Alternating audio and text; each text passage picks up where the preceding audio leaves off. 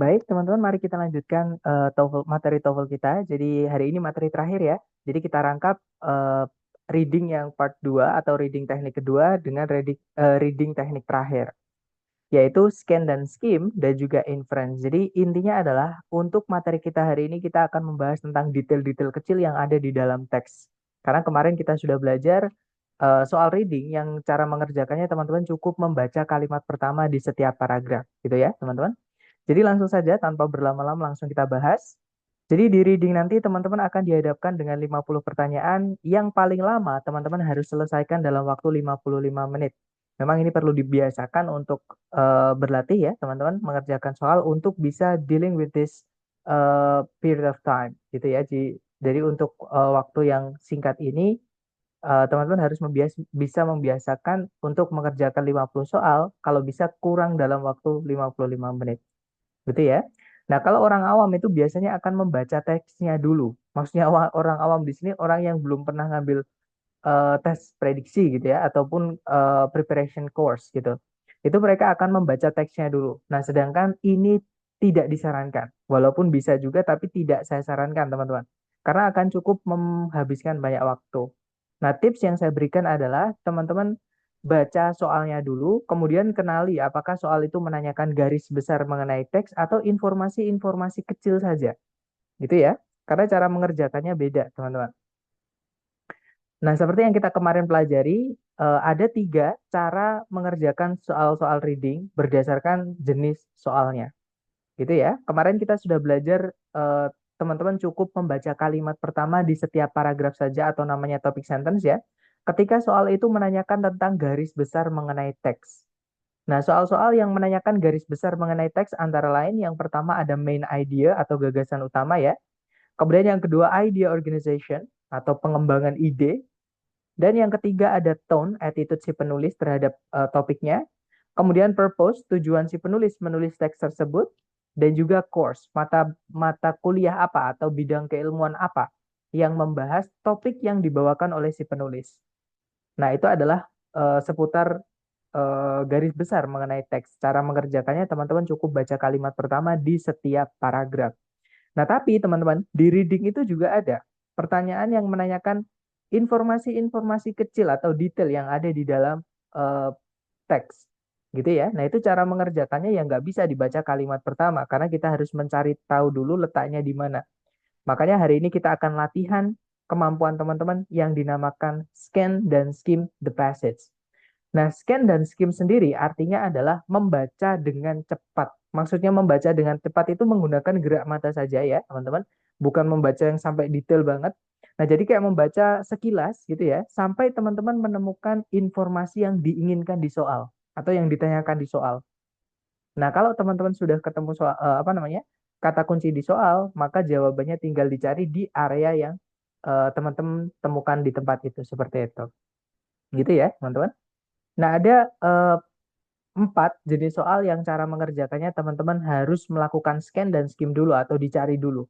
Yang pertama adalah locate information, nanti kita bahas ya teman-teman. Ada juga pronoun reference, ada juga stated and unstated details, dan yang terakhir adalah vocabulary.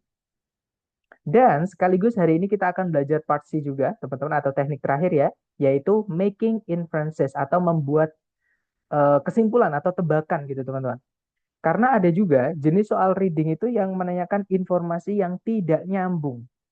Atau bisa disebut informasi tersirat. Jadi informasinya itu nggak ada di dalam teks, teman-teman. Gitu ya. Jadi informasinya tidak ada di dalam teks, maka teman-teman harus mencari petunjuk di teks untuk menjawab soal itu. Seperti itu. Nah, nanti ada 2 jenis soal yang cara mengerjakannya teman-teman harus menebak, yaitu inference itu sendiri dan juga transition. Nah, kita bahas dulu yang scan dan skim, teman-teman. Oke. Nah, jadi scan dan skim seperti yang saya sampaikan tadi itu adalah teknik membaca cepat sampai teman-teman menemukan informasi yang diinginkan oleh soalnya. Gitu ya. Jadi soal ini atau teknik ini teman-teman pakai untuk menjawab pertanyaan yang menanyakan informasi-informasi kecil yang ada di dalam teks. Bisa di awal kalimat, bisa di tengah-tengah, bisa juga di akhir. Gitu ya, maka harus dicari dulu.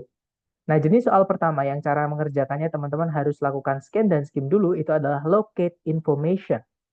Locate information sendiri itu adalah jenis soal yang meminta teman-teman untuk menemukan di mana penulis itu menyebutkan atau membahas tentang kata kunci di soal atau yang ditanyakan itu. Itu ya. Nah, contoh soalnya seperti ini. Soal ini bisa dikenali dari pilihan ABCD-nya, teman-teman. Jadi pilihan ABCD-nya kalau teman-teman menemukan ada lines seperti ini, nah berarti teman-teman sedang mengerjakan soal locate information itu. Gitu ya. Atau di soal prediksi terutama ya, teman-teman. Kalau di soal prediksi nanti teman-teman akan diberikan petunjuk seperti ini. Jadi di sebelah kirinya teks ada line kelima, line ke-10, line 15, line 20, dan kelipatan seterusnya. Itu untuk memudahkan teman-teman mengerjakan soal ini. Gitu ya. Jadi caranya sama, teman-teman baca dulu soalnya. Di situ soalnya berbunyi, where in the passage does the author discuss the composition of the meteor? Jadi kalau diartikan, di manakah di dalam teks penulis membahas komposisi atau kandungan dari meteor tersebut? Nah, pertanyaan teman-teman, yang perlu teman-teman cari adalah penulis menyebutkan komposisinya meteor atau kandungan dari meteor. Nah, itu kalau teman-teman baca pakai gerak mata, tidak harus tertulis gini ya, tidak harus tertulis sama, teman-teman. Intinya yang disampaikan itu sama, seperti itu. Atau karena kita belajar, kita baca pelan-pelan, di situ kalimatnya berbunyi, Meteor Crater, yaitu sebuah kawah besar, kira-kira 40 mil timurnya Flagstaff, Arizona, secara umum diperkirakan oleh para ilmuwan telah terbentuk sebagai dampak dari hantaman atau tubrukan meteor yang berbobot 60.000 ton sekitar 50.000 tahun yang lalu. Meteor tersebut yang terbuat dari nikel dan besi, nah berarti letaknya di sini teman-teman. Oke, karena ada keterangan yang terbuat dari nikel dan besi. Berarti dalamnya meteor itu adalah nikel dan juga besi. Nah sekarang kita hitung itu letaknya di mana. Nah kalau line 5 itu di sini teman-teman, berarti itu letaknya di line keempat. Gitu ya. Nah berarti jawabannya adalah yang Bravo. Oke. Nah, tapi ada spoiler, teman-teman. Untuk jenis soal ini tidak keluar di tes yang online. Sekali lagi, kenapa saya menyarankan teman-teman untuk mengambil tes yang online? Karena lebih mudah. Banyak soal yang tidak, banyak jenis soal yang dihilangkan. Seperti itu, teman-teman. Salah satunya locate information ini. Ya, jadi teman-teman kalau di soal tes TOEFL yang online tidak akan pernah menemukan jenis soal ini. Gitu ya. Tapi kalau yang prediksi dari lembaga nanti ataupun yang teman-teman nanti misalnya ngambil tes selain yang resmi dari ITS, kemungkinan soal ini akan keluar. Seperti itu. Nah, kemudian jenis soal kedua yang cara mengerjakannya teman-teman juga harus scan dan skim dulu atau dicari dulu itu adalah pronoun reference atau rujukan kata ganti. Jadi kata ganti atau pronoun itu menggantikan kata benda yang sebelumnya sudah disebutkan, teman-teman. Gitu ya. Nah, maka cara mengerjakannya, teman-teman baca subjek predikat sebelum kalimat yang mengandung kata ganti yang ditanyakan. Gitu ya. Nah, contohnya seperti ini. Soalnya berbunyi, the pronoun they in line 5 refers to. Nah, nanti ada kata refers to ini. Ini penandanya teman-teman. Gitu ya. Dan kalau online, teman-teman nanti akan langsung dikasih tahu di teks, ditebelin seperti ini dan di highlight warna abu-abu.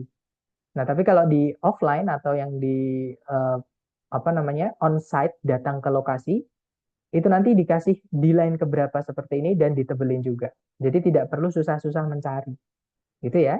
Nah, cara menjawabnya, teman-teman baca mulai subjek predikat sebelum kata itu disebutkan. Nah, berarti dari kalimat sebelumnya. Kalimat sebelumnya berbunyi, untuk bertahan hidup, tanaman-tanaman ini telah mengembangkan mekanisme untuk menjebak serangga di dalam bungkus mereka atau di dalam daun mereka. Gitu ya. Nah, mereka memiliki cairan-cairan pencernaan untuk memperoleh atau mengambil gitu ya, nitrogen yang diperlukan atau nitrogen yang dibutuhkan dari serangga-serangga tadi. Nah, berarti di sini yang memiliki cairan pencernaan ini yang menjebak para serangga tadi, teman-teman, yaitu these plants. Nah, jadi jawabannya adalah yang Bravo. Gitu ya. Nah, itu adalah cara mengerjakan soal pronoun referent. Dibaca mulai subjek predikat sebelumnya. Karena kata ganti pengertiannya adalah kelas kata yang menggantikan benda yang sebelumnya sudah disebutkan. Walaupun kadang memang eh, benda yang benda yang dijelaskan itu juga kadang ada di dalam kalimat yang sama, teman-teman. Tapi kalau di reading itu 90% kata benda yang dijelaskan pasti di subjek predikat sebelumnya, seperti itu. Nah, kemudian berikutnya kita punya soal yang namanya stated dan unstated detail. Jadi ada dua jenis soal di sini. Yang pertama yang stated details dulu. Jadi stated details itu ya jenis soal yang menanyakan informasi kecil di dalam teks. Bisa apa, bisa mengapa, bisa kapan, bisa bagaimana, bisa dengan siapa, bisa berapa lama, dan lain-lain. Gitu ya. Nah, tapi jawabannya ada, di dalam teks itu ada, teman-teman. Gitu ya. Nah, contohnya seperti ini. Di situ soalnya berbunyi, teks ini menyatakan bahwa Jamestown. Nah, teman-teman menemukan kata kunci atau detail yang harus dicari di dalam teks adalah kata Jamestown. Kalau kita scan dan skim, itu disebutkan di kalimat pertama, agak-agak akhir ya. Kalimat pertama bagian akhir-akhir, teman-teman. Di situ disebutkan, Williamsburg merupakan sebuah kota bersejarah di Virginia yang didirikan oleh atau yang dimukimi gitu ya, oleh para kolonis Inggris di tahun 1633. Yaitu, ini yang positif ya, 26 tahun setelah eh, apa namanya pendudukan Inggris permanen pertama di Amerika itu diadakan di Jamestown atau didirikan di Jamestown.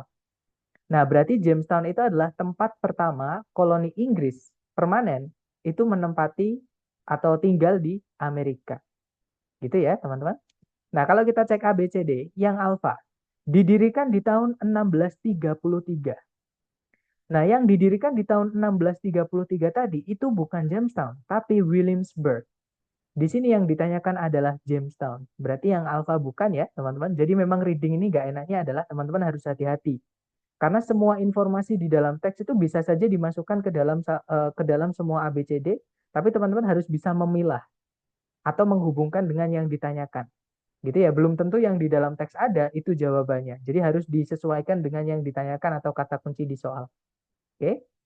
Jadi yang alfa nggak bisa teman-teman, karena yang didirikan di tahun 1633 itu bukan Jamestown ya, tapi Williamsburg. Di sini yang ditanyakan adalah Jamestown. Kemudian kalau yang Bravo, didirikan 26 tahun setelahnya Williamsburg. Nah, kalau kita pilih yang Bravo berarti Williamsburg dulu didirikan, kemudian 26 tahun berlalu, Jamestown baru didirikan. Sedangkan teman-teman, Williamsburg itu didirikan di tahun 1633. Nah, tahun 1633 itu adalah 26 tahun setelah kependudukan Inggris pertama di Amerika itu diadakan di Jamestown. Berarti Jamestown dulu. Baru 26 tahun berlalu, itu tahun 1633, Williamsburg didirikan. Gitu ya. Nah, jadi yang Bravo kebalik, teman-teman. Jadi nggak bisa, informasinya keliru gitu ya. Nah, jawabannya adalah yang Charlie. Di situ disebutkan Jamestown itu merupakan koloni Inggris permanen pertama di Amerika. Jadi para pemukim Inggris yang datang ke Amerika itu pertama kali menempati yang namanya Jamestown. Seperti itu. Itu ya. Dan jadi jawabannya yang Charlie, teman-teman. Nah, kemudian selain stated detail atau yang jawabannya ada di dalam teks, ada juga unstated detail. Kalau unstated detail ini, teman-teman disuruh mencari di antara pilihan A, B, C, D, yang mana yang tidak tepat atau yang salah atau yang tidak disebutkan mengenai kata kunci yang ditanyakan di soal. Jadi yang manakah di antara A, B, C, D ini yang salah? Atau yang manakah di antara A, B, C, D ini benar mengenai kata ini atau kata kuncinya? Kecuali. Jadi biasanya itu ada kata not true atau kalau nggak gitu ada kata except, teman-teman.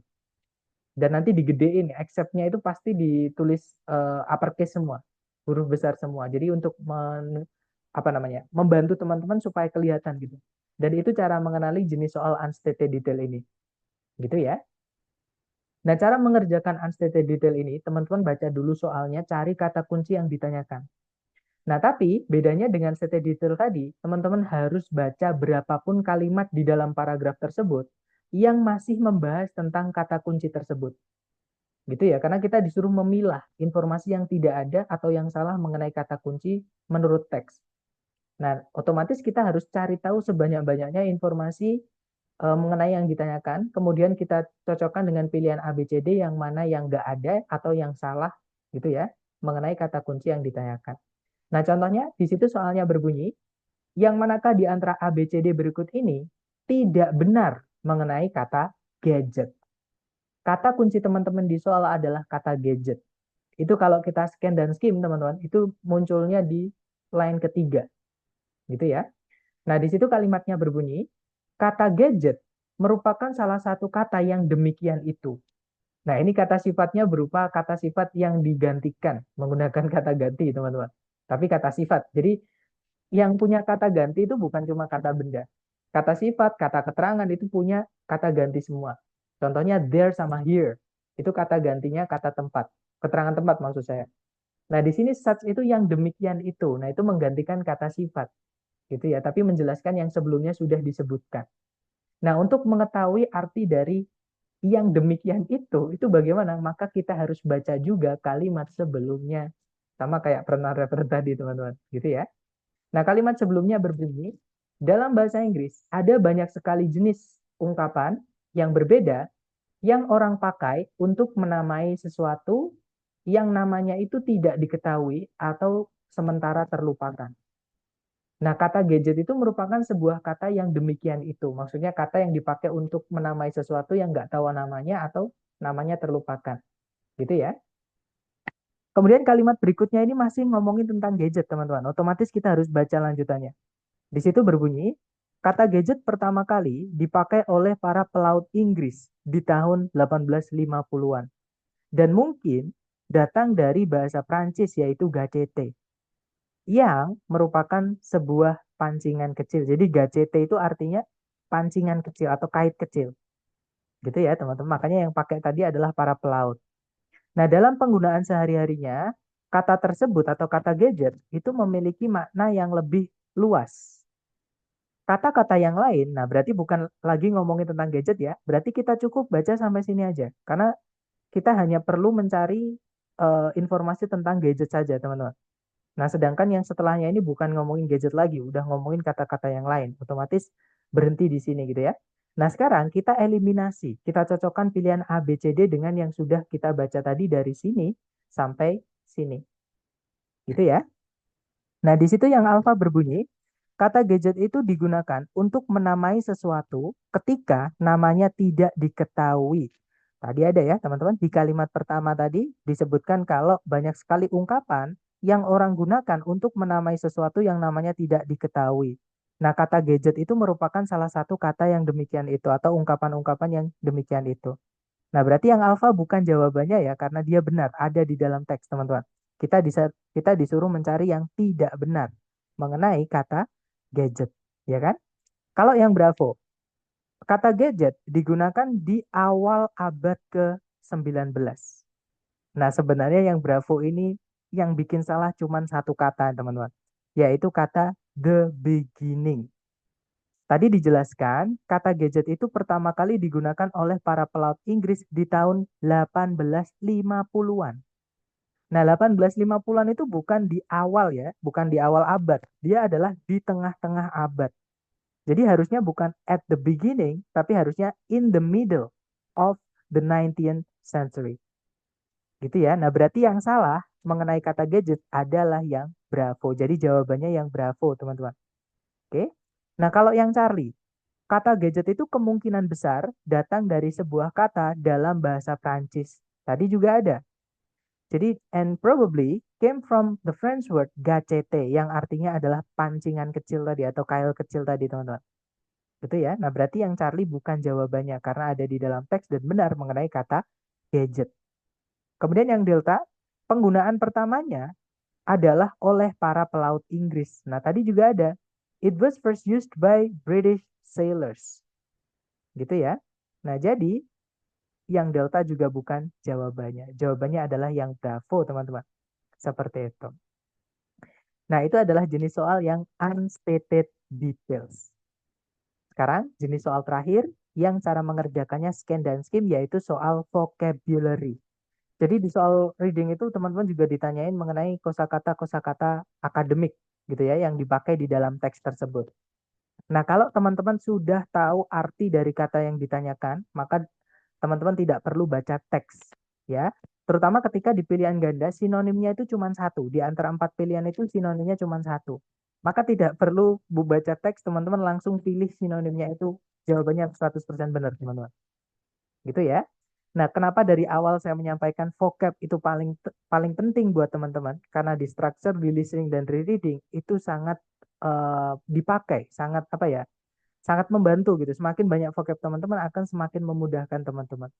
Seperti itu. Makanya setiap teman-teman dapat vocab baru mohon ditulis. Saya pun juga gitu, teman-teman. Gitu ya. Nah, tapi siapa tahu kalau teman-teman menemukan kata yang tidak tahu artinya, maka gunakan cara ini. Nah, karena vocab itu adalah kosakata atau istilah yang biasanya menyimpulkan penjelasan sebelumnya atau biasanya dijelaskan lebih lanjut di kalimat setelahnya. Maka cara mengerjakannya kalau ada soal vocab, teman-teman baca tiga kalimat. Yang pertama, kalimat sebelum kalimat itu kalimat sebelum kalimat yang mengandung kata yang ditanyakan. Ya, kemudian yang kedua, kalimat yang mengandung kata yang ditanyakan dan juga yang ketiga, kalimat setelah kalimat yang mengandung kata yang ditanyakan. Gitu ya, untuk mencari tahu karena kadang disebutkan di sebelumnya, kadang disebutkan di setelahnya, teman-teman. Kita nggak bisa memprediksi gitu ya. Maka untuk jaga-jaga baca ketiga kalimat itu. Nah, contohnya di sini soalnya adalah an incumbent in line one is most likely. Jadi incumbent di line pertama itu kemungkinan besar adalah. Nah, kita baca incumbent. Nah, karena incumbent ini di kalimat pertama ya, nggak ada sebelumnya kalimat, maka teman-teman cukup baca kalimat pertama dan kalimat kedua. Kalimat pertama berbunyi, dalam sebuah pemilihan pemerintahan atau pemilihan pemilihan pemimpin negara gitu ya, incumbent umumnya memiliki keuntungan yang kuat di atas pendatang baru atau daripada pendatang baru. Nah, seseorang yang sudah berada di kursi pemerintahan dan oleh karena itu memiliki sebuah tingkatan tertentu, sebuah tingkatan pengaruh tertentu. Nah, itu memiliki peluang lebih baik untuk terpilih daripada orang yang tidak dikenal oleh para elektorat. Nah, berarti incumbent tadi yang dibandingkan dengan newcomer itu adalah orang yang sudah menjabat atau yang sedang menjabat di kursi pemerintahan. Seperti itu. Atau mungkin kita nyebutnya petahana, kalau saya nggak salah ya teman-teman. Nah, jadi kalau kita cek A, B, C, D, yang alfa itu semacam pemilihan khusus. Nah, bukan pemilihan, ini kita ngomongin a person, orang teman-teman. Ya, jadi incumbent ini orang, bukan proses pemilihan gitu ya. Jadi yang alfa bukan. Kalau yang Bravo sebuah partai politik, sama, itu bukan orang. Kita ngomongin orang, teman-teman. Kalau yang Charlie, a beneficial comment. Jadi komentar-komentar yang menguntungkan. Itu juga bukan orang ya. Kita ngomongin incumbent ini adalah orang. Nah, jadi jawabannya adalah yang delta, a current office holder. Jadi pemegang kekuasaan atau pemegang kursi pemerintahan saat ini. Seperti itu. Nah, dari keempat jenis soal yang cara mengerjakannya scan dan skim tadi, mungkin teman-teman ada yang pengen ditanyakan dulu sebelum kita lanjut ke latihan buat teman-teman. Silahkan kalau ada pertanyaan, teman-teman.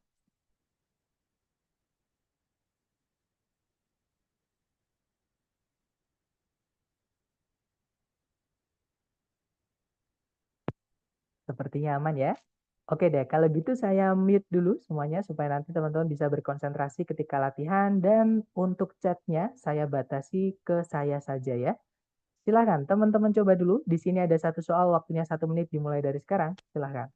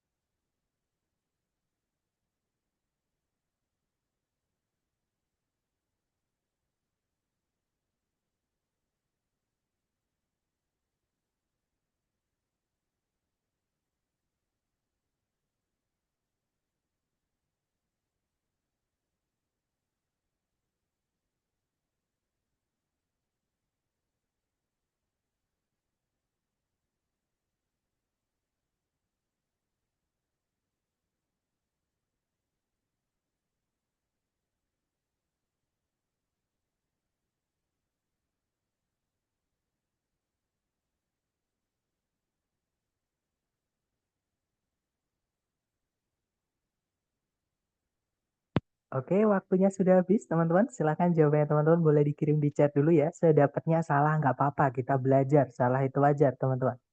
Dan saya lihat ada jawaban alpha dan juga jawaban bravo. Mari kita cek, teman-teman. Seperti biasa kalau di reading, teman-teman baca dulu soalnya ya. Di situ soalnya berbunyi, where in the passage does the author give the name of the oldest female within 11 hertz? Jadi, di manakah di dalam teks penulis itu menyebutkan nama dari atau memberikan sebutan gitu ya dari gajah betina tertua di dalam kawanan-kawanan gajah. Nah, kata kunci teman-teman adalah betina tertua di dalam kawanan gajah, gitu ya. Kalau kita scan dan skim, teman-teman, itu munculnya di sini. Jadi betina pemimpin ini, gitu ya, teman-teman, atau betina tetua ini. Nah, berarti betina tetua ini tuh yang mana maksudnya? Yaitu adalah matriarch.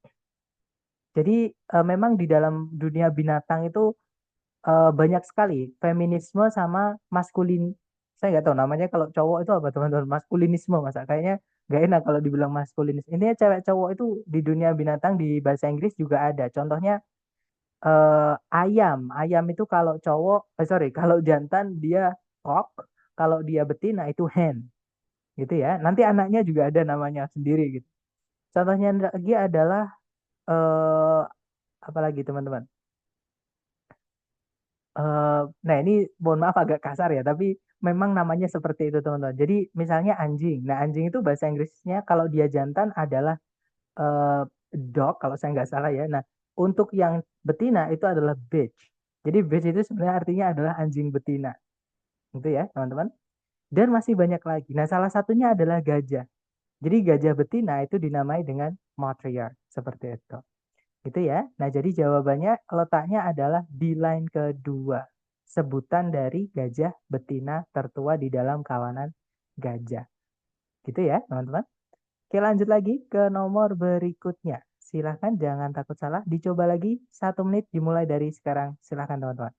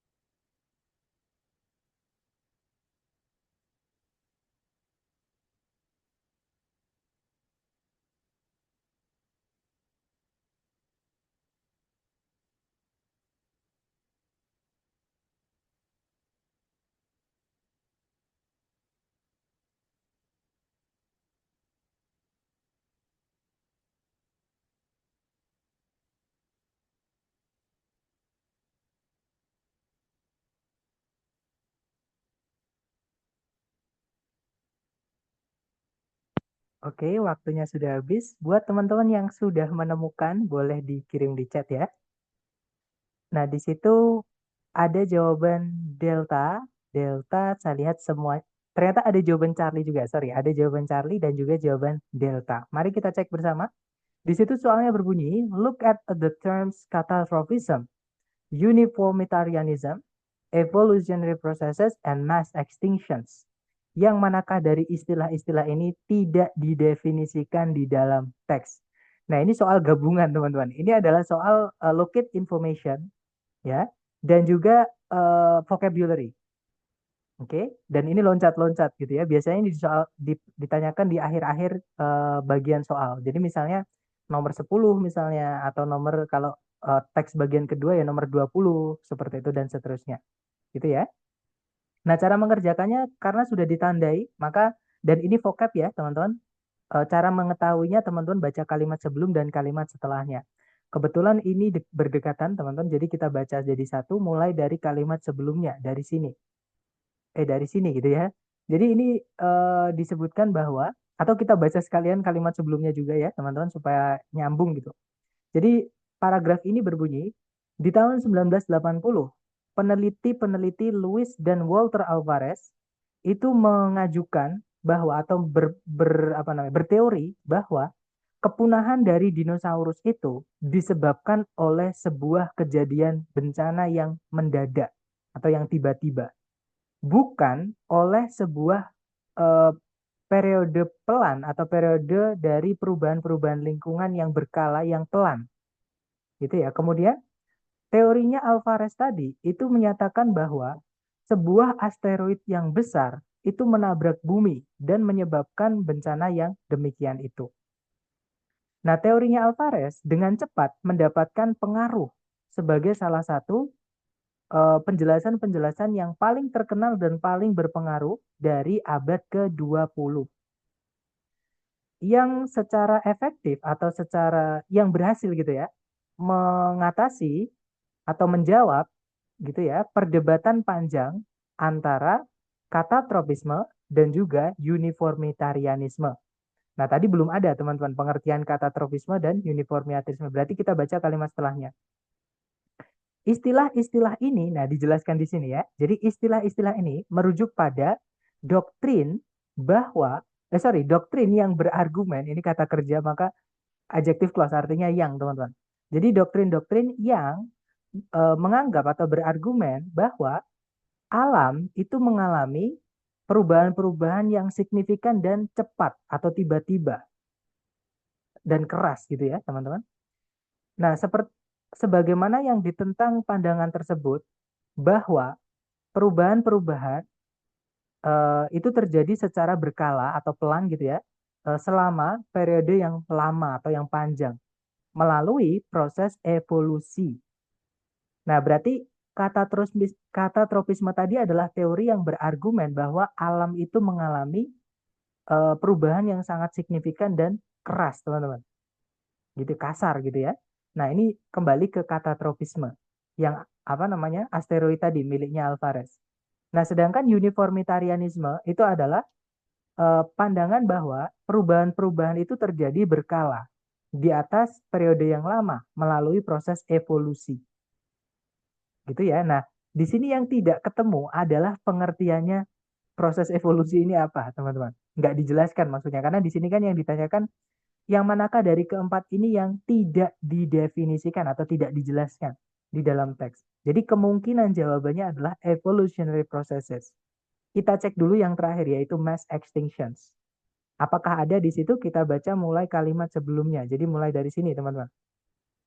Over the next 3,000 years, jadi selama 3.000 tahun berikutnya, uh, yang during which condition, yang gimana ngomongnya?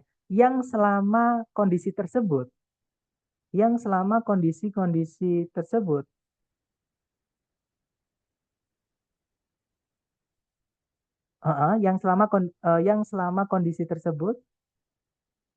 maaf, yang selama itu, gitu ya, maaf teman-teman, yang selama itu kondisi-kondisi atau keadaan itu berangsur kembali normal.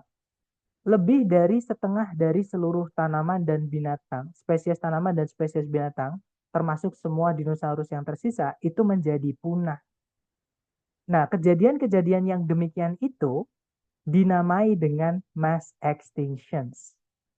Karena mereka itu berdampak pada hilangnya banyak sekali spesies yang luas dan cepat yang hampir bersamaan.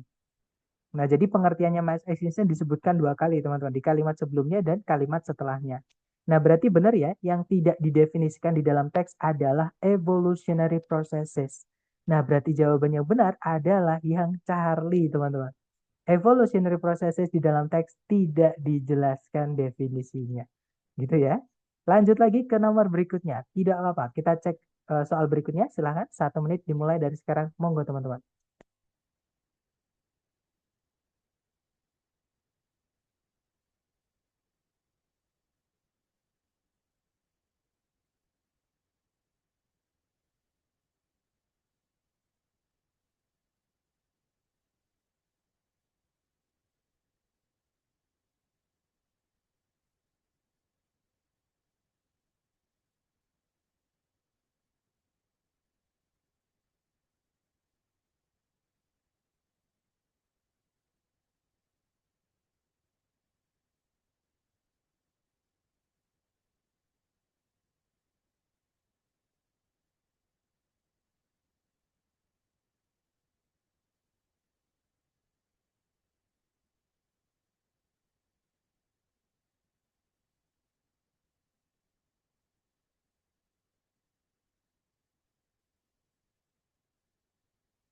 Oke, waktunya habis, teman-teman. Yang sudah nemu jawaban boleh dikirimkan di chat ya. Kemudian kita bahas bareng. Ada jawaban alfa, mari kita cek bersama. Ada juga jawaban delta. Kita cek bersama ya. Di situ soalnya berbunyi berdasarkan paragraf ketiga, bagaimanakah antosianin itu berbeda dari pigmen-pigmen yang lain. Nah, paragraf ketiga yang membedakan antosianin dengan pigmen yang lain itu kata kunci teman-teman. Gitu ya. Nah, kalau kita cek teman-teman di situ ada kata unlike. Unlike itu menunjukkan suatu perbedaan. Karena artinya unlike itu tidak seperti. Nah, berarti membedakan ya, membedakan A dan B gitu. Nah, di situ kalimatnya berbunyi, unlike chlorophylls and carotenoids, anthocyanins typically are not manufactured until late in the growing season. Jadi kalau diartikan, tidak seperti klorofil dan karotenoid, antosianin itu umumnya tidak diproduksi hingga akhir di musim tumbuh. Gitu ya, teman-teman. Kita cek satu-satu. Yang alfa, antosianin itu biasanya dihasilkan dalam jumlah yang lebih besar atau lebih banyak. Nah, perbandingannya bukan masalah jumlah ya, teman-teman. Apakah yang mana yang lebih banyak? Bukan. Perbandingannya adalah kapan, gitu ya, dia diproduksi. Jadi yang alfa bukan, teman-teman. Kalau yang bravo, antosianin itu tidak ada di daun-daun dari tanaman-tanaman buah. Nah, bukan di mana lagi ya, bukan di mananya perbedaannya, tapi lebih ke kapan dia diproduksi. Oke, teman-teman. Bahkan kalau teman-teman lihat di kalimat setelahnya itu berbunyi antosianin itu memberi warna. Tin itu kata kerja artinya mewarnai atau memberi warna, teman-teman. Such fruits, beberapa jenis buah seperti misalnya cranberries, purple grapes, and strawberries. Jadi antosian itu mewarnai beberapa jenis buah seperti cranberry, anggur ungu, dan juga strawberry. Berarti dia ada di dalam pohon yang buah. Bravo salah. Kalau yang Charlie, antosianin itu memerlukan klorofil dan karotenoids untuk menghasilkan warna. Perbedaannya bukan itu ya, teman-teman. Dan kita nggak tahu dari teks tidak ada tadi yang kita baca, apakah antosianin itu membutuhkan klorofil atau karotenoid supaya bisa memproduksi warna. Berarti yang Charlie juga bukan, teman-teman. Nah, jadi jawabannya adalah yang delta ya. Antosianin itu tidak ada atau tidak dihasilkan di daun-daun selama bagian awal musim pertumbuhan karena dia tidak dihasilkan hingga akhir musim pertumbuhan. Jadi hanya dihasilkan setelah akhir musim pertumbuhan, teman-teman, atau akhir-akhir. Jadi ya kalau di awal-awal warnanya tanamannya itu nggak ada yang ungu, nggak ada yang merah gitu. Karena antosianin ini warnanya ungu sama merah. Seperti itu. Jadi jawabannya adalah yang delta. Gitu ya. Jadi dicari dulu eh, kata kunci di soal, kita cari di teks, kemudian dipahami dan dicocokkan dengan pilihan A, B, C, D. Lanjut ke nomor berikutnya. Silahkan dicoba dulu. 1 menit dimulai dari sekarang. Silahkan teman-teman.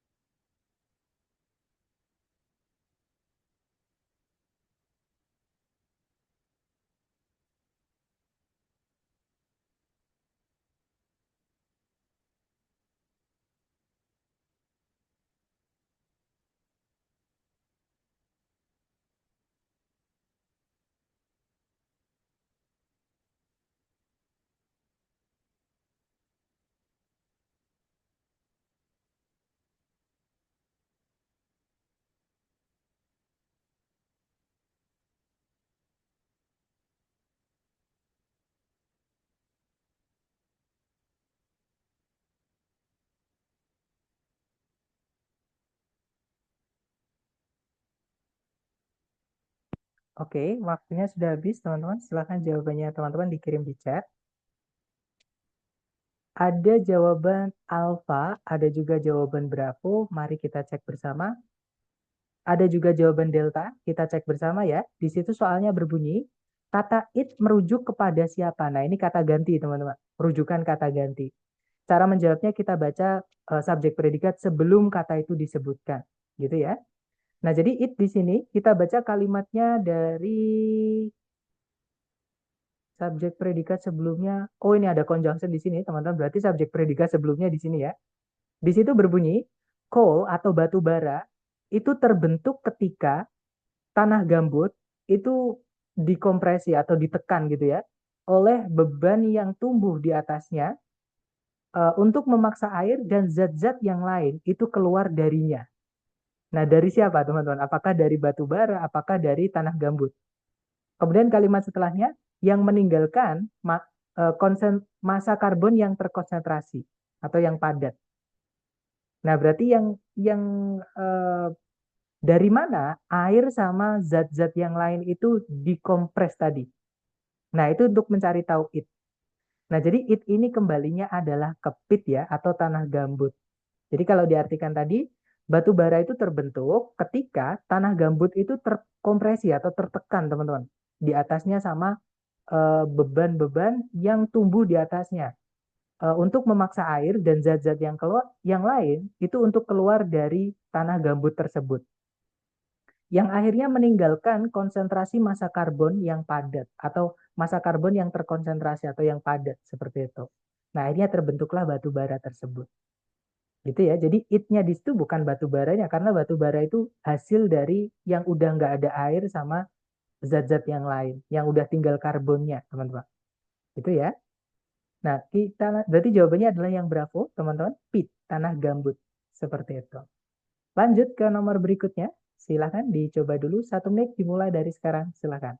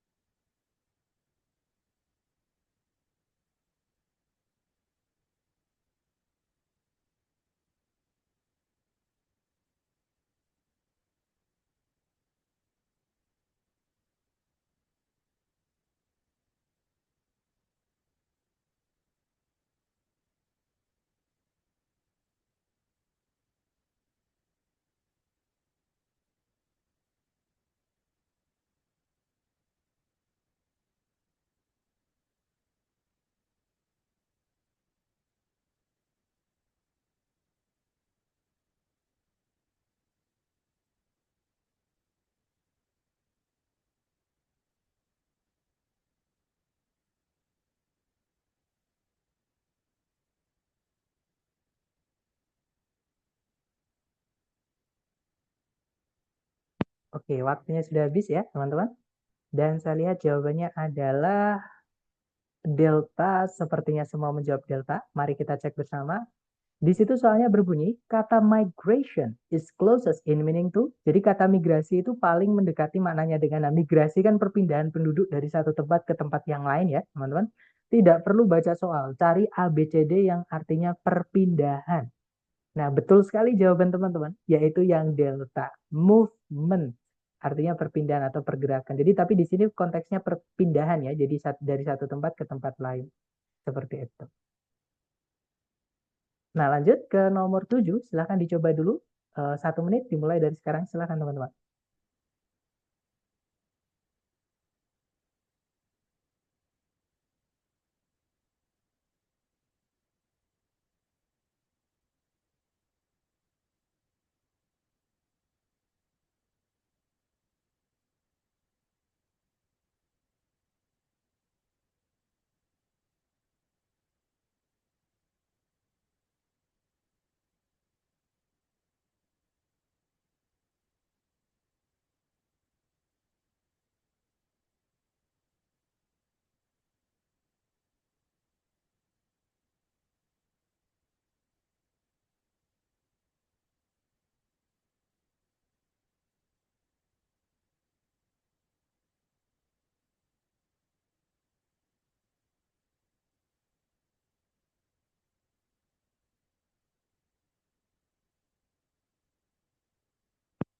Oke, waktunya sudah habis. Ini soal unstated detail ya, teman-teman. Ini memang agak susah. Soalnya agak karena kita harus baca agak lama gitu, agak panjang. Nah, saya lihat eh, Ada yang menjawab delta. Ya, kita cek bersama. Di situ soalnya berbunyi, berdasarkan paragraf kedua, berarti paragraf terakhir ya, the country life movement atau gerakan country life itu menekankan pada reformasi-reformasi pendidikan karena semua di antara karena semua alasan di antara berikut ini kecuali. Nah, ini yang menandakan kalau jenis soal ini adalah unstated detail atau detail informasi yang tidak ada di dalam teks mengenai kata kunci yang ditanyakan, yaitu alasan apa namanya, country life movement itu fokusnya ke reformasi pendidikan kenapa seperti itu. Nah, itu kalau kita scan dan skim, teman-teman, itu munculnya mulai dari sini ya. Maaf, mulai dari sini, teman-teman. Gitu ya. Jadi disebutkan di situ kalimatnya, eh, meskipun para reformer atau para pejuang reformasi itu ya, itu memiliki banyak suggestion, memiliki banyak saran untuk eh, pemulihan sosial pedesaan dan juga reformasi ekonomi, mereka itu berkonsentrasi pada pendidikan yang penting dalam upaya untuk merubah atau mereformasi untuk mereformasi kehidupan desa untuk beberapa alasan. Nah, alasan pertama, karena hampir semua orang desa itu memiliki anak-anak yang umuran umuran sekolah. Jadi anak-anak yang eh, tahapnya itu masih harus bersekolah. Dan sekolah itu merupakan institusi sosial yang penting di pedesaan Amerika. Kemudian alasan kedua, sekolah itu berurusan langsung dengan anak-anak yang lebih bisa beradaptasi daripada orang dewasa. Maksudnya beradaptasi itu belajar, gitu ya, teman-teman. Untuk benar-benar tetap ada atau bertahan, perubahan-perubahan dalam masyarakat desa harus berawal dari anak-anak. Nah, kemudian alasan ketiga atau alasan terakhir, karena mereka itu memberikan uang dan mengatur kurikulum dan standar instruksional pemerintah para pemerintahan negara bagian. Nah, jadi D-nya ini kata gantinya diletakkan di awal, teman-teman. Yang dimaksud itu adalah state government atau para pemimpin negara bagian gitu ya. Itu bisa mempengaruhi sekolah-sekolah sebagaimana mereka itu tidak bisa mempengaruhi institusi-institusi yang lain. Nah, jadi tadi alasan-alasannya ya. Sekarang kita cek A, B, C, D. Yang mana yang tidak ada tadi kita baca tadi. Yang alfa, sekolah itu memainkan peran penting di kehidupan sosial pedesaan. Tadi ada, teman-teman. Di mana ya? Nah, di sini. Schools were influential social institutions in rural America. Maaf, teman-teman. Agak ini ya, agak bermasalah mau saya. Nah, jadi eh, sekolah itu merupakan institusi sosial yang penting di pedesaan Amerika. Jadi yang alfa bukan jawabannya, teman-teman.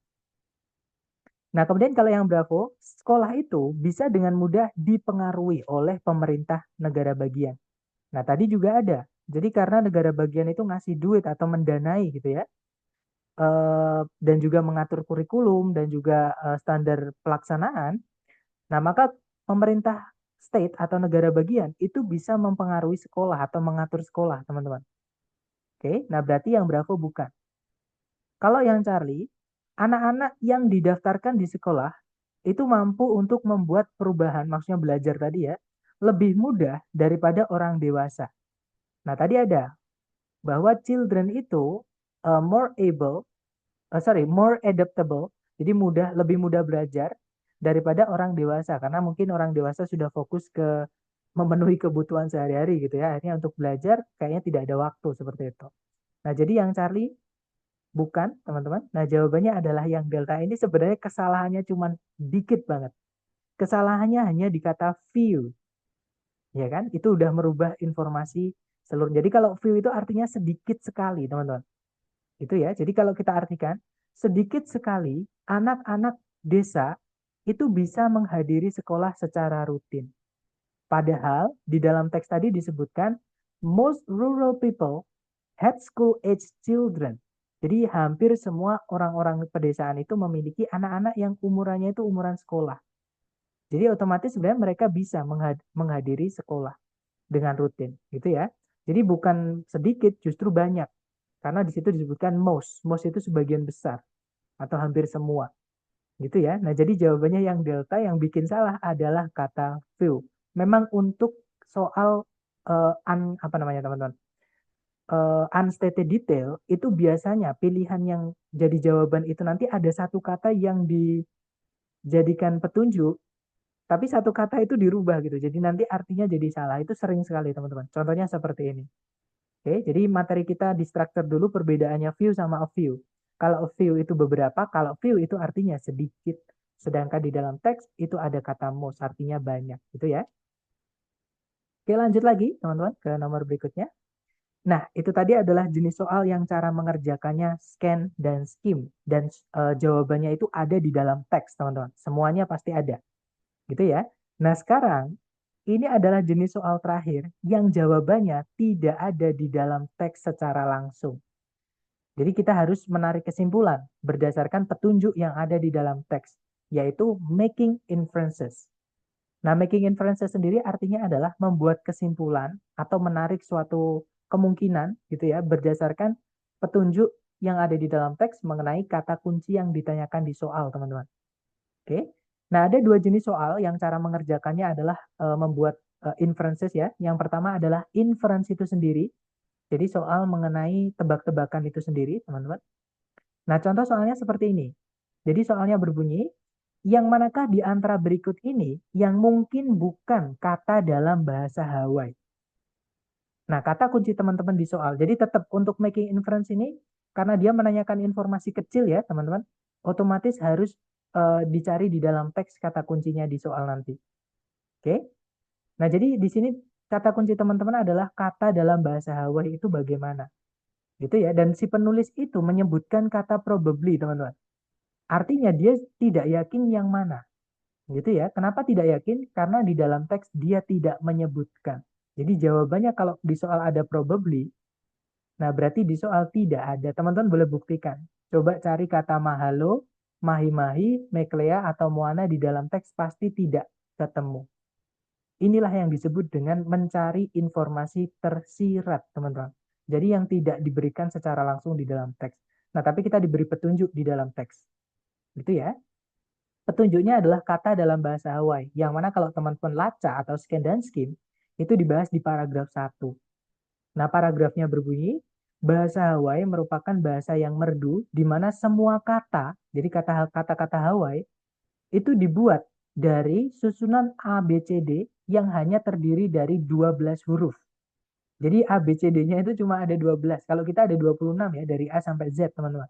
Kalau mereka cuma 12, yaitu 5 huruf vokal A, I, U, E, O, dan juga 7 huruf konsonan atau huruf mati, yaitu H, K, L, M, N, P, W. Mereka nggak punya huruf R, mereka nggak punya huruf S. Gitu ya, teman-teman. Kemudian, setiap suku kata dalam bahasa Hawaii itu harus berakhiran dengan huruf vokal. Oke?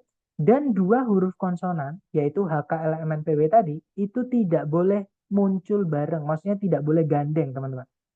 Seperti itu. Nah, itu petunjuk kita ya. Sekarang kita hubungkan dengan pilihan A, B, C, D. Yang alfa itu ada kata mahalo. Mahalo itu 3 suku kata, teman-teman. Suku kata pertama adalah ma. Dia berakhiran dengan vokal ya. Aturannya tadi cuma 2, harus berakhiran dengan vokal setiap suku kata. Dan juga huruf konsonannya nggak boleh gandeng. Nah, kemudian ada suku kata kedua adalah H.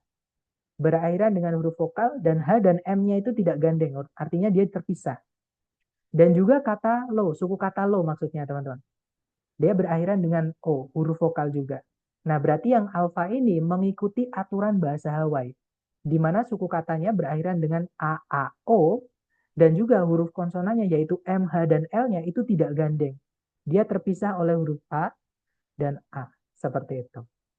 Itu ya, berarti yang alfa ini mengikuti aturan bahasa Hawaii. Jadi kemungkinan yang alfa ini bukan jawabannya, teman-teman. Itu ya. Nah, kemudian yang bravo, mahi-mahi. Sama, di situ ada 4 suku kata, yaitu ma, kemudian hi, kemudian ma, kemudian hi. Yang mana setiap apa namanya suku kata itu berakhiran dengan huruf vokal, yaitu a, i, a, i. Kemudian huruf konsonannya, yaitu huruf M sama huruf H-nya itu tidak gandeng ya, teman-teman, karena terpisah oleh huruf vokal. Nah, berarti yang Bravo ini juga sama, dia bukan jawabannya karena dia mengikuti aturan bahasa Hawaii. Nah, jawabannya adalah yang delta, teman-teman. Yang delta itu ada huruf K sama huruf L yang gandeng. Padahal jelas di aturannya tadi, dua huruf konsonan itu tidak boleh gandeng, teman-teman.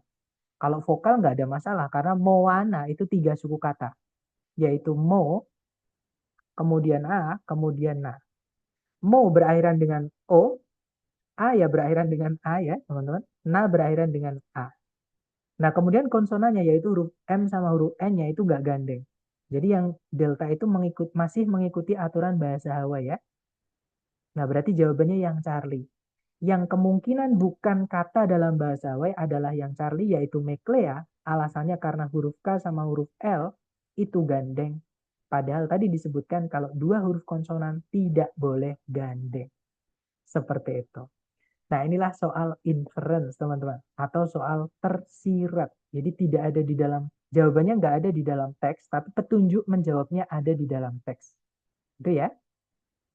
Nah, jenis soal kedua yang cara mengerjakannya adalah membuat kesimpulan atau menarik kesimpulan adalah transition. Nah, transition sendiri itu pengertiannya adalah perubahan topik atau perubahan pembahasan atau jembatan antar paragraf gitu, teman-teman. Jadi setiap paragraf itu kan beda berubah topiknya walaupun intinya tetap sama, topik apa namanya? Pembahasannya tetap sama tapi subtopiknya itu pasti beda. Misalnya paragraf satu dan paragraf kedua. Itu pasti ada aspek yang ditekankan di paragraf satu dan paragraf 2 yang beda, walaupun intinya ngomongin hal yang sama. Gitu ya. Nah, paragraf 2 dan paragraf 3 itu tidak boleh tiba-tiba langsung berubah topiknya, teman-teman. Karena nanti tidak kohesi dan koheren. Sedangkan teks atau bacaan itu supaya enak dibaca atau supaya mudah dipahami, harus kohesif dan koheren.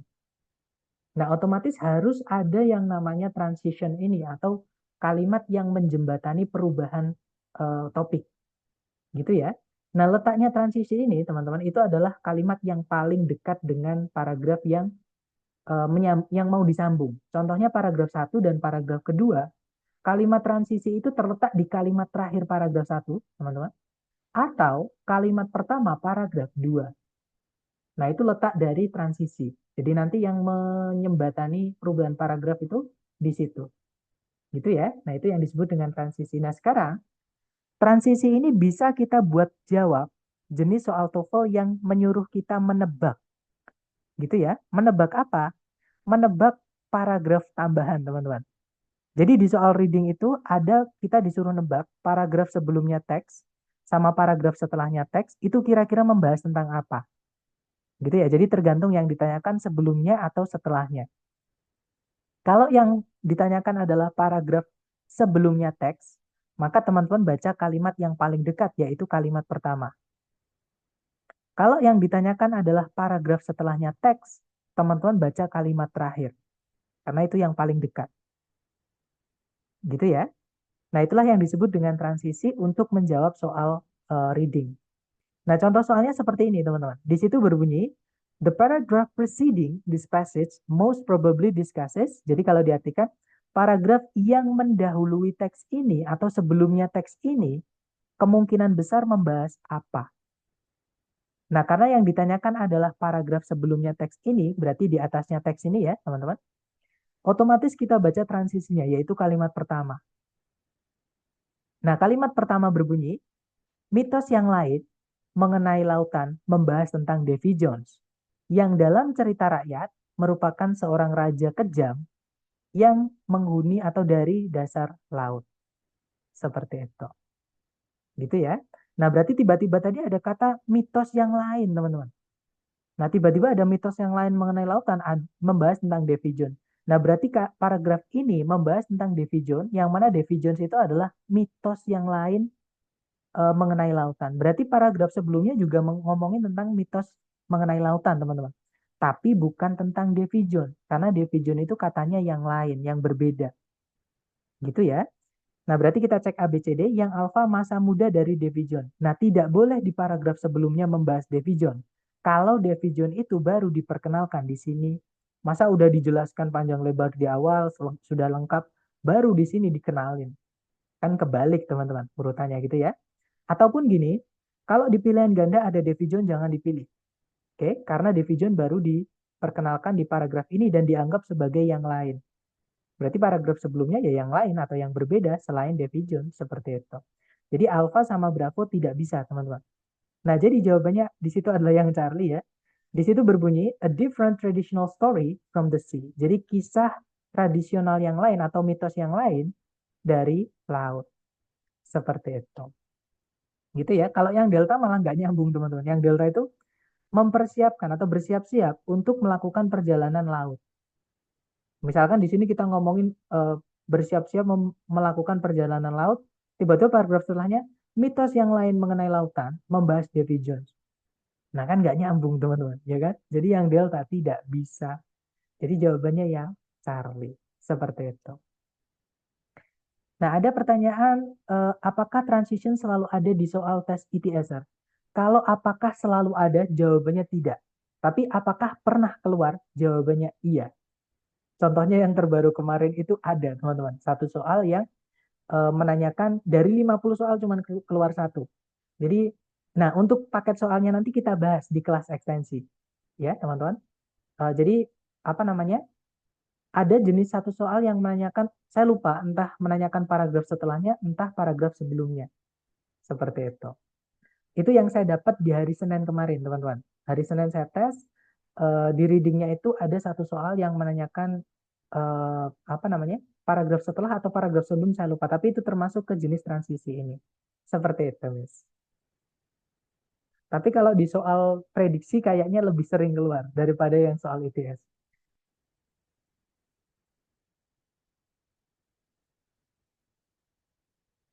Gimana? Mungkin ada pertanyaan lagi dari teman-teman sebelum kita ke latihan?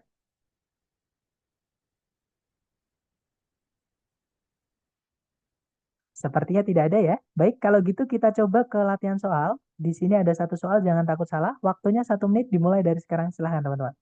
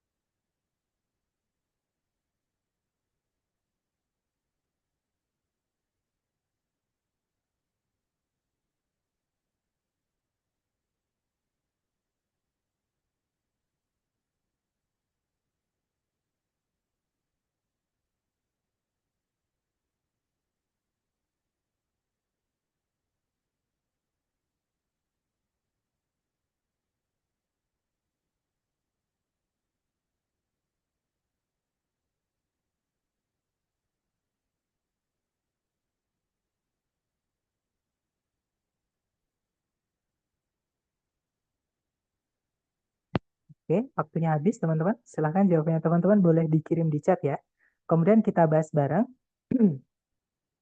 Ada jawaban Bravo dan semuanya menjawab Bravo. Kita cek bersama. Di situ soalnya, paragraf yang mendahului teks ini kemungkinan besar membahas apa. Nah, karena yang ditanyakan adalah yang mendahului, maka teman-teman baca transisinya, yaitu kalimat pertama. Kalimat pertama berbunyi, meskipun elang gundul merupakan salah satu simbol nasional Amerika Serikat. Elang gundul itu bukanlah satu-satunya. Nah, tiba-tiba ada meskipun elang gundul merupakan salah satu simbol Amerika Serikat, elang gundul itu bukanlah satu-satunya. Karena ada yang lain, teman-teman, yaitu Uncle Sam yang dibahas di paragraf ini. Nah, berarti paragraf sebelumnya itu pasti ngomongin tentang elang gundul sebagai simbol Amerika Serikat. Betul, jawabannya adalah yang Bravo, teman-teman. The bald eagle, which symbolizes the United States. Jadi, elang gundul yang menyimbolkan Amerika Serikat. Oke, gue jawab. Lanjut ke nomor berikutnya, teman-teman. Silakan. 1 menit dimulai dari sekarang. Silakan.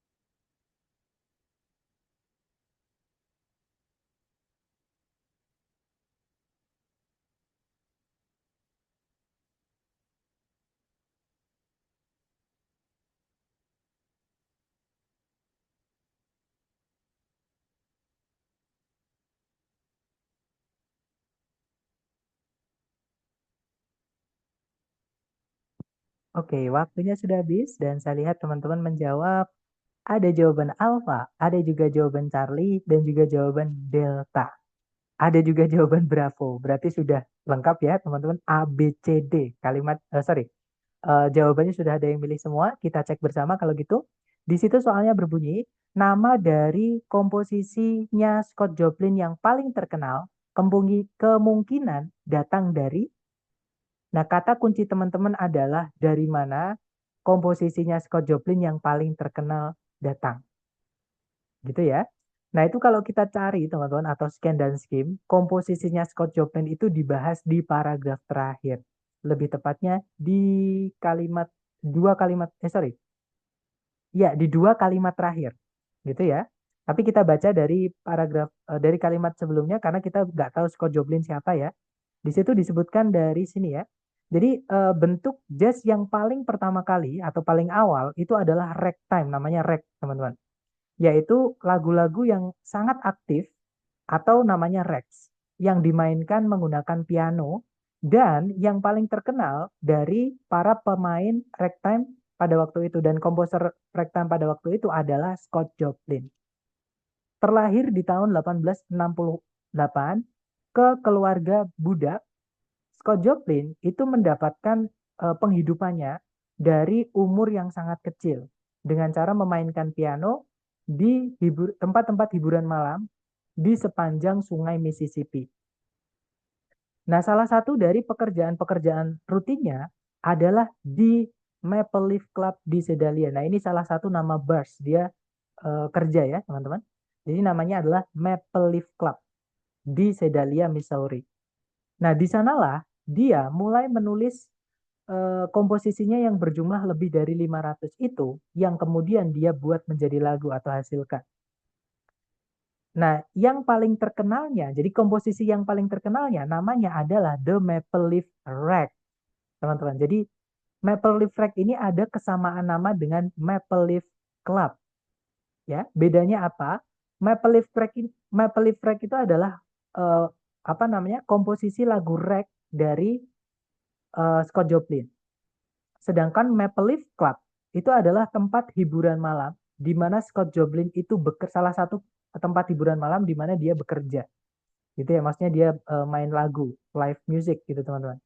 Seperti itu. Nah, berarti dia mendapatkan inspirasi menamai komposisinya itu dari tempat dia bekerja. Gitu ya. Nah, jadi jawaban yang paling tepat untuk soal ini adalah yang alfa, teman-teman. The name of a saloon, nah ini kalau O-nya dua, hati-hati dengan yang O-nya satu ya, karena beda arti teman-teman. Saloon yang O-nya dua itu sama dengan bars atau pub ya, tulisannya PUB. Kalau saya nggak salah, kita cek di kamus teman-teman. Kita cari kata saloon yang O-nya dua. Nah jadi saloon itu adalah a public place where alcoholic drinks were sold and drunk in the Western US in the 19th century. Atau sinonimnya adalah bar. Gitu ya teman-teman. Nah, atau nama lainnya kalau di Inggris itu adalah pub. Kalau teman-teman pakai British English itu pakainya pub. Gitu ya. Nah, jadi tempat hiburan malam di mana dia bekerja. Jadi jawabannya yang alfa, teman-teman. Kalau yang Bravo, pohon maple yang terletak dekatnya rumahnya yang di Sedalia. Nah, tidak ada pohon maple disebutkan di teks ya, teman-teman. Jadi yang Bravo bukan. Kalau yang Charlie, nama dari kota di mana dia dilahirkan. Nah, dia dilahirkan di keluarga budak,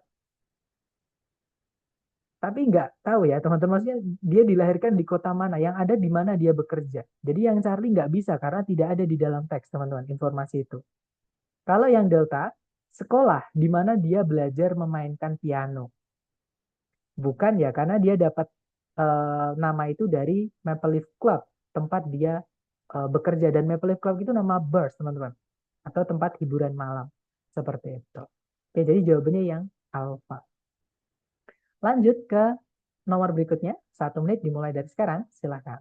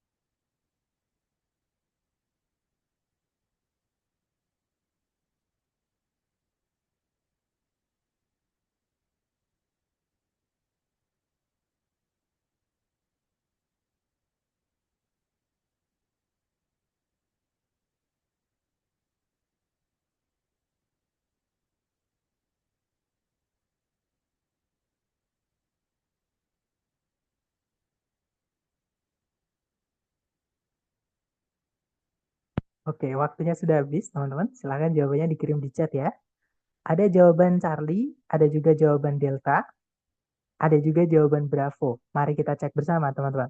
Di situ soalnya berbunyi, paragraf yang mengikuti teks ini kemungkinan membahas apa. Nah, yang mengikuti itu berarti setelahnya. Jadi setelahnya teks ini, kalau kita masukkan paragraf, itu membahas tentang apa. Nah, kita baca berarti kalimat yang paling dekat atau transisinya, yaitu kalimat terakhir. Nah, tadi sudah kita baca ya, teman-teman. Kalimat terakhir itu berbunyi, di sanalah dia mulai menulis komposisinya, 500 komposisinya, lebih dari 500 komposisinya itu, yang kemudian dia hasilkan menjadi lagu. Yang paling terkenalnya yaitu The Maple Leaf Rag. Nah, berarti ini sudah ngomongin ke komposisi buatannya si Scott Joplin ya, teman-teman. Jadi paragraf setelahnya pasti nggak jauh-jauh dari komposisi buatannya Scott Joplin. Supaya tidak tiba-tiba berubah ataupun maju mundur gitu ya. Kita cek jawaban A, B, C, D. Yang alfa, Sedalia atau Missouri, itu sudah lewat teman-teman. Sudah ketabrak informasi yang lain gitu ya. Otomatis bukan lagi ngomongin Sedalia atau Missouri. Jadi yang alfa bukan. Kalau yang Bravo, The Maple Leaf Flag, sorry, The Maple Leaf Club, tempat dia bekerja, itu juga sudah lewat. Ini bukan lagi ngomongin di mana tempat dia bekerja, tapi lebih ngomongin ke karyanya dia atau ciptaannya dia. Jadi yang Bravo bukan, teman-teman. Kalau yang Charlie, komposisinya Scott Joplin yang banyak. Nah, jadi jawabannya adalah yang Charlie. Gitu ya. Kalau yang Delta, kehidupan dari Scott Joplin sudah dibahas di sini. Mana tadi ya? Nah, mulai dari dia terlahir sampai dia bekerja di mana. Nah, kalau di sini kita bahas itu lagi, nanti maju mundur alurnya. Ada pengulangan juga, pemborosan ya jadinya nanti teman-teman. Seperti itu. Jadi yang Delta bukan. Jawabannya yang Charlie. Seperti itu. Nah, itu tadi adalah materi tentang teknik, dua teknik terakhir ya, yang di reading. Jadi yang pertama adalah apa namanya? Scan dan skim maksud saya. Jadi membaca cepat dipakai untuk mencari informasi yang ada di dalam teks. Informasi-informasi kecil, teman-teman. Jadi harus dicari dulu, gitu ya. Kemudian yang kedua tadi adalah eh, menarik kesimpulan dari informasi yang ada di dalam teks. Itu harus menggunakan scan dan skim juga ya, teman-teman. Nah, tapi nanti bedanya harus menggunakan cocokologi. Informasi yang ada di dalam soal dengan yang ada di pilihan A, B, C, D. Kemudian kita ekstrak yang mana yang paling nyambung.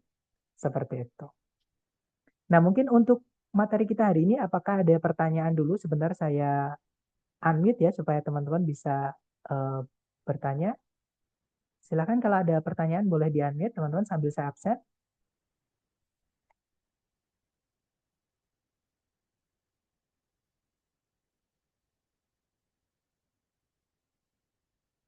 Oke, sudah selesai saya absen dan seperti janji saya dulu di awal ya, teman-teman, yang saya di awal kan berjanji ke teman-teman siapapun yang datang terus eh, absensinya penuh, nah itu nanti berarti akan mendapatkan reward dari saya sebagai bentuk terima kasih karena sudah aktif gitu ya, teman-teman. Yaitu pembahasan soal tes yang dari lembaga nanti. Tapi nanti saya cek dulu ya. Jadi teman-teman nanti kalau yang pengen claim reward, nanti silahkan tuliskan nama Zoom teman-teman dan juga eh, email teman-teman. Email YouTube ya, karena videonya saya buat private teman-teman. Seperti itu. Oke, jadi sekali lagi untuk claim reward nanti silahkan japri saya teman-teman. Nama teman-teman di Zoom dan juga, ya betul di japri ya Mister. Jadi nanti japri aja namanya di Zoom teman-teman siapa. Kemudian jangan lupakan email YouTube-nya karena videonya itu hanya bisa diakses kalau emailnya YouTube teman-teman saya masukkan ke dalam apa namanya itu permissionnya video. Jadi di video itu ada izin siapa aja yang nonton itu kalau di private kan harus dimasukin dulu teman-teman. Seperti itu. Itu ya. Jadi nanti saya cek dulu apakah benar teman-teman selalu hadir entah di sesi sore aja atau sesi malam ada atau dua-duanya. Gitu ya.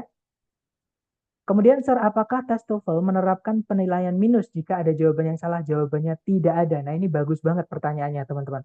Jadi, di soal TOEFL itu kalau teman-teman jawabannya salah, itu tidak mengurangi nilai teman-teman. Beda dengan STAN ataupun SIMA UI. Ya, jadi kalau misalkan jawabannya benar ya dapat poin. Kalau jawabannya salah, tidak mengurangi. Nah, makanya jangan ada yang dikosongin, teman-teman. Kalau teman-teman kosongin, otomatis salah semuanya. Oke, yang dikosongin itu. Sedangkan kalau teman-teman jawab aja sebisa teman-teman, ada 25% peluang benar. Karena pilihannya A, B, C, D, 4 teman-teman. Jadi ada seperempat kemungkinan benar. Seperti itu. Gitu ya. Sekali lagi, jangan ada yang dikosongin. Ini pertanyaan bagus banget, teman-teman.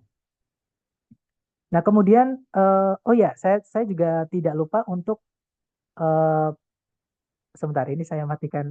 Mungkin saya jelaskan dulu penilaiannya ya. Jadi untuk penilaian di TOEFL itu menggunakan tabel konversi ya, teman-teman.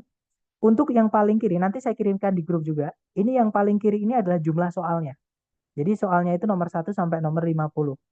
Sedangkan section 1 itu adalah listening. Section 2 itu adalah structure. Structure ini cuma 40 soal ya, teman-teman. Agak miring memang. Penilaian ini memang agak miring seperti itu kalau di structure. Dan juga reading. Nah, cara menghitungnya nanti saya kirimkan, teman-teman. Misalnya teman-teman benar 35 di listening. Maka nilai teman-teman di listening adalah 520. Jadi ini nolnya dihilangkan, teman-teman. Ya, jadi kalau mau ngecek nilainya nanti ditambahin nol sendiri ya. Jadi kalau 35 benar, jadi 520. Atau misal dibalik, teman-teman di structure benar, nilainya adalah misalnya 500. Nah, benar berapa kalau nilainya 500? Nah, kita tarik aja, teman-teman. Nah, berarti teman-teman benarnya adalah 24. Gitu ya. Nah, di reading, misalkan saya pengen nilai saya mendapatkan 570. Nah, harus benar berapa? Tarik aja di situ, teman-teman. Nah, jadi nilainya teman-teman harus 39 dari 50 soal. Gitu ya. Jadi nanti saya kirimkan, teman-teman. Jadi ini adalah patokan untuk melihat skor teman-teman atau targetnya teman-teman supaya dapat nilai segini harus benar berapa. Supaya atau kalau saya dapat segini berarti benernya berapa, seperti itu. Oke. Nah, kemudian saya tidak lupa untuk sebentar ini saya pause dulu.